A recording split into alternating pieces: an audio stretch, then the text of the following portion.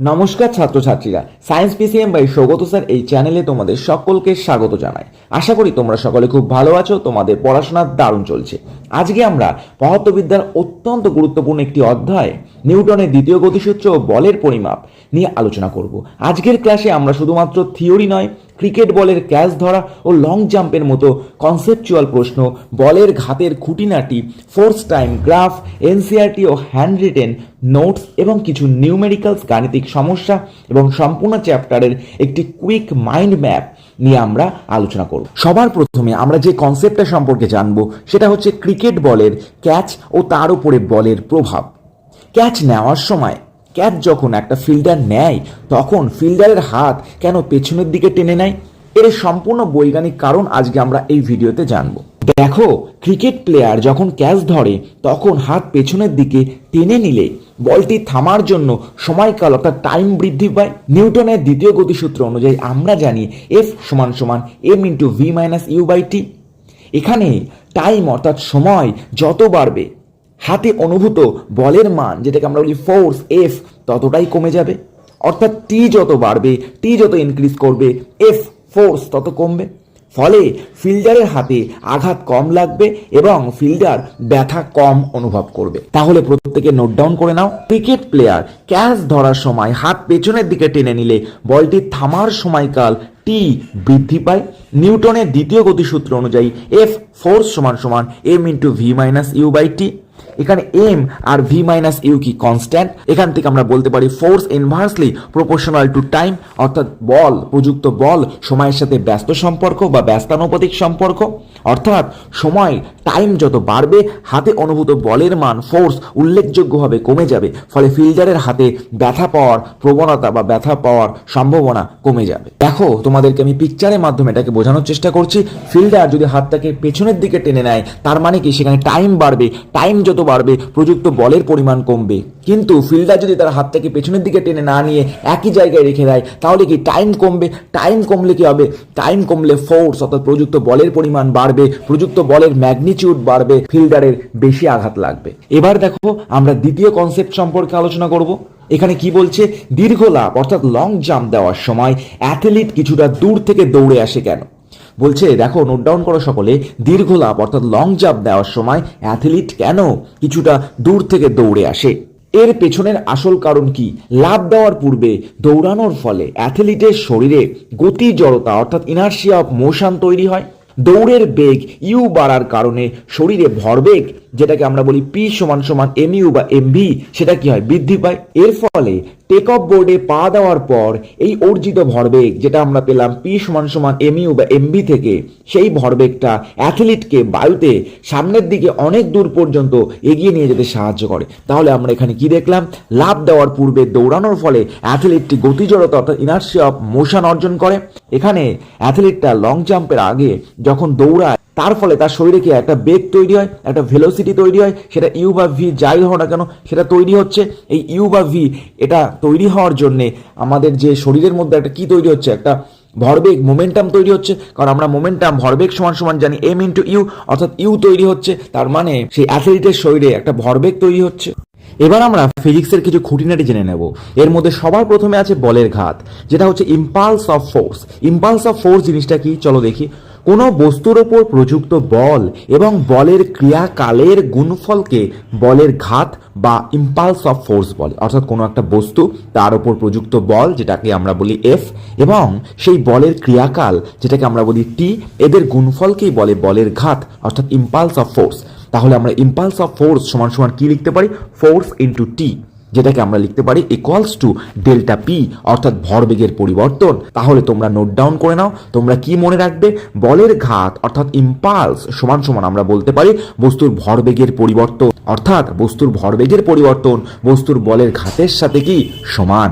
এবার আমরা কিছু গাণিতিক প্রশ্নের সমাধান করব। সবার প্রথম প্রশ্ন দেখো, 2 কেজি ভরের বস্তুর ওপর 10 নিউটন বল প্রয়োগ করলে উৎপন্ন ত্বরণ কত হবে? তোমাকে এখানে অ্যাক্সেলারেশনের মান বের করতে হবে। দেখো এখানে কি কি বলা আছে, এফ সমান সমান 10 নিউটন, ভর মাস সমান সমান 2 কেজি। তাহলে আমরা ফর্মুলা কি জানি, সূত্রটা কি জানি? এফ সমান সমান এম ইন্টু এ। এখান থেকে আমরা লিখতে পারি এ সমান সমান এফ বাই এম।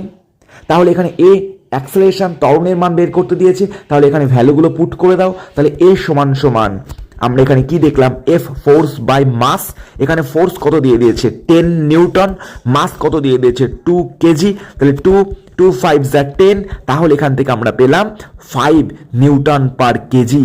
আর এখানে আমরা কি জানি, নিউটন মানে কি KG into metre per second square divide by KG, KG KG কেটে গেল, তাহলে এখান থেকে আমরা কি পেলাম 5 মিটার পার সেকেন্ড স্কোয়ার। তাহলে দেখো এখান থেকে আমরা ত্বরণের যে মানটা পেলাম সেটা কত পেলাম, 5 মিটার পার সেকেন্ড স্কোয়ার।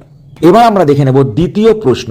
দ্বিতীয় প্রশ্ন বলছে 0.2 কেজি ভরের একটি বলকে বল প্রয়োগ করায় সে 0.5 সেকেন্ডে এর বেগ 5 মিটার পার সেকেন্ড থেকে 25 মিটার পার সেকেন্ড হয়, তাহলে প্রযুক্ত বলের পরিমাণ কত, এফ এর মান বের করতে হবে। আর আমরা জানি এফ সমান সমান এম ইন্টু এ, মাস ইন্টু অ্যাক্সেলারেশন, ভর ইন্টু ত্বরণ। এখানে মাস দিয়ে দিয়েছে, এখানে ইনিশিয়াল ভেলোসিটি দিয়ে দিয়েছে, ফাইনাল ভেলোসিটি দিয়ে দিয়েছে, টাইম দিয়ে দিয়েছে। আমাদেরকে এখান থেকে কি বের করতে হবে, অ্যাক্সেলারেশন ত্বরণের মান বের করতে হবে। আমরা জানি অ্যাক্সেলারেশন ত্বরণ সমান সমান V minus U divide by T, অর্থাৎ final velocity minus initial velocity divide by time, অর্থাৎ অন্তিম বেগ মাইনাস প্রাথমিক বেগ ডিভাইড বাই সময়। তাহলে এখানে ফাইনাল ভেলোসিটি কত 25, ইনিশিয়াল ভেলোসিটি প্রাথমিক বেগ কত 5 ডিভাইড বাই টাইম কত 0.5 সেকেন্ড, যেখানে ক্যালকুলেশন করলে আমাদের বেরোলো 40, ইউনিট কি হবে মিটার পার সেকেন্ড স্কোয়ার। তাহলে এখান থেকে আমরা অ্যাক্সেলারেশন ত্বরণের মান পেলাম। তাহলে এখান থেকে আমরা কিসের মান পেলাম, ত্বরণ অর্থাৎ অ্যাক্সেলারেশনের মান পেলাম, মানটা কত 40 মিটার পার সেকেন্ড স্কোয়ার। এখান থেকে আমাদেরকে বের করতে হবে প্রযুক্ত বল অর্থাৎ ফোর্সের মান কত। ফোর্স সমান সমান আমরা কি জানি, এম ইন্টু এ, মাস ইন্টু অ্যাক্সেলারেশন, ভর ইন্টু ত্বরণ। তাহলে এখানে আমরা ভ্যালু পুট করে দেবো, ফোর্স ইকুয়ালস টু ফোর্স সমান সমান বল সমান সমান মাস কত দিয়ে দিয়েছে, ভর কত দিয়ে দিয়েছে 0.2 কেজি লিখলাম, আর অ্যাক্সেলারেশন ত্বরণ কত বেরোলো 40 মিটার পার সেকেন্ড স্কোয়ার। এখান থেকে আমরা কি পেলাম 8 KG into metre per second square. এই KG into metre per second square এটাকে আমরা বলতে পারি নিউটন। তাহলে এখান থেকে আমরা লিখলাম 8 নিউটন। তাহলে প্রযুক্ত বলের পরিমাণ কত, 8 নিউটন। নেক্সট কোশ্চেন দেখো, কোশ্চেন নাম্বার 3, প্রশ্ন নাম্বার 3, এম ভরের একটি ট্রাক এফ বলের প্রভাবে গতিশীল হলো। ট্রাকে যদি ট্রাকের ভরের সমান বস্তু বোঝাই করা হয় তাহলে চালক বল অর্ধেক করে দেয়, তাহলে ত্বরণের কি পরিবর্তন ঘটবে। তাহলে প্রথম কেস দেখো, কেস 1, বস্তুর ভর অর্থাৎ ট্রাকটির ভর কত ছিল ক্যাপিটাল এম, তার উপরে বল কত ছিল প্রযুক্ত বল ক্যাপিটাল এফ। এখান থেকে আমি ত্বরণ পাবো, ফার্স্টের acceleration number 1 F by capital M, এটা আমি ফার্স্ট ইকুয়েশন দিলাম। দ্বিতীয় ক্ষেত্রে কি, কেস 2, দ্বিতীয় ক্ষেত্রে কি হলো, এই ট্রাকে আমি ট্রাকের ভরের সমান বস্তু বোঝাই করলাম, তাহলে এখন নতুন ভর M dash, capital M dash সমান সমান আমি কি পেলাম, প্রথমে ক্যাপিটাল এম ছিল, এখন তার সাথে ক্যাপিটাল এম যোগ হয়ে যাচ্ছে, তাহলে হলো 2 ক্যাপিটাল এম। নতুন বল ফোর্স অর্থাৎ এফ ড্যাশ কত পেলাম, এফ ড্যাশটা বলছে ফোর্সটা অর্ধেক হয়ে যায়, তাহলে এফ বাই 2 হয়ে গেল। তাহলে এখান থেকে আমি নতুন অ্যাক্সেলারেশন নতুন ত্বরণ কত পাবো, এটাকে আমি A2 ধরলাম। A2 সমান সমান কি, force by mass, force by mass, ফোর্সটা কি এফ ড্যাশের জায়গায় লিখলাম এফ বাই 2। আর এখন নতুন পরিবর্তিত মাসটা কত, নতুন পরিবর্তিত নতুন ভরটা কত, এখানে 2m। এখানে দেখো ইকুয়েশনটা সলভ করো, এখানে দেখো ক্যালকুলেশন করো, F by 2 divide by 2m, এটা ক্যালকুলেট করলে আসবে এফ বাই 4m। এটাই হচ্ছে নতুন ত্বরণ অর্থাৎ A2 এর মান।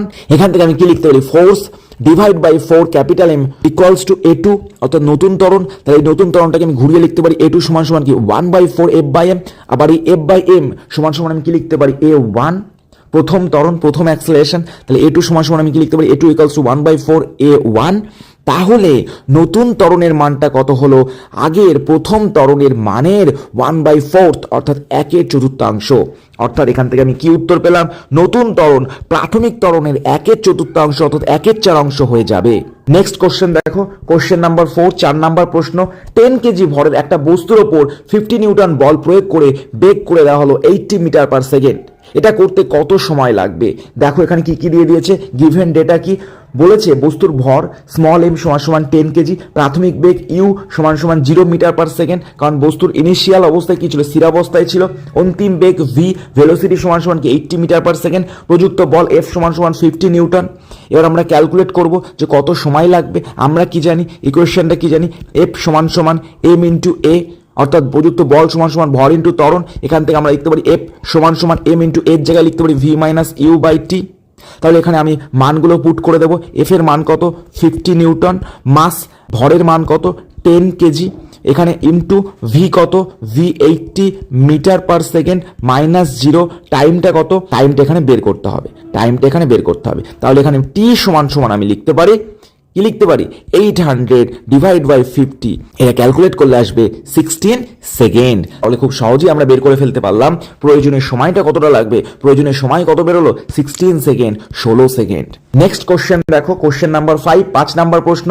200 গ্রাম ভরের একটা হকি বল 10 মিটার পার সেকেন্ড বেগে যাচ্ছিল, একটি হকি স্টিক দিয়ে আঘাত করায় বলটি বিপরীত অভিমুখে 5 মিটার পার সেকেন্ড বেগে ফিরে এলো, বলটির ভরবেগের পরিবর্তনের মান নির্ণয় করো। তাহলে এখানে গিভেন ডেটা কি কি দিয়ে দিয়েছে, ভর দিয়ে দিয়েছে স্মল এম সমান সমান 200 গ্রাম, এটাকে আমি কেজিতে কনভার্ট করলে কি আসবে, তাহলে এখানে 200 ডিভাইড বাই 1000 করলাম, এখান থেকে আমি পেয়ে গেলাম 0.2 কেজি।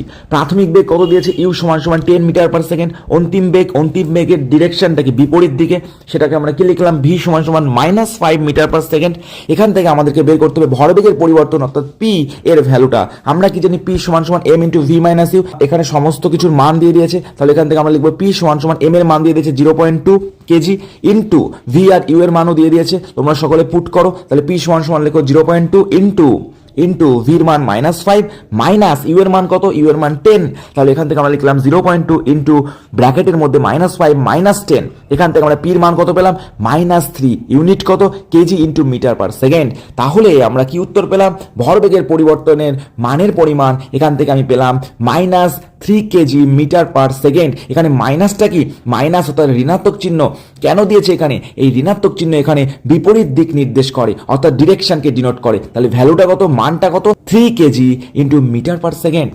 এবার তোমরা একটা হোমওয়ার্ক বাড়ির কাজ লিখে নাও, বাড়ির কাজ লেখো, 4 কেজি ভরের একটা বস্তু 6 মিটার পার সেকেন্ড বেগে চলছিল, একটি বল 3 সেকেন্ড ধরে ক্রিয়া করায় বস্তুটির বেগ হয় 12 মিটার পার সেকেন্ড, তাহলে বস্তুটির মধ্যে ত্বরণ কত হবে এবং প্রযুক্ত বলের পরিমাণ কত হবে, এটা তোমরা বাড়িতে চেষ্টা করবে এবং এর সলিউশন তোমরা দেখবে না দেখে এর উত্তর করার চেষ্টা করবে, তারপরে এই সলিউশনটা তোমরা মিলিয়ে দেবে, পরের দিন ক্লাসে আমি এক্সপ্লেনেশনটা খুব ভালোভাবে তোমাদের সামনে আবার বুঝিয়ে দেবো। তো ছাত্রছাত্রীরা, আশা করি আজকের ক্লাসটি তোমাদের কাছে একদম পরিষ্কার হয়ে গেছে। যদি ভিডিওটি ভালো লেগে থাকে তবে অবশ্যই লাইক করো, বন্ধুদের সাথে শেয়ার করো এবং এই চ্যানেলে যদি নতুন হয়ে থাকো অবশ্যই এই চ্যানেলটিকে সাবস্ক্রাইব করে আমার পাশে থেকো। তাহলে দেখা হচ্ছে পরের ক্লাসে, সবাই ভালো থেকো। Thank you, tata.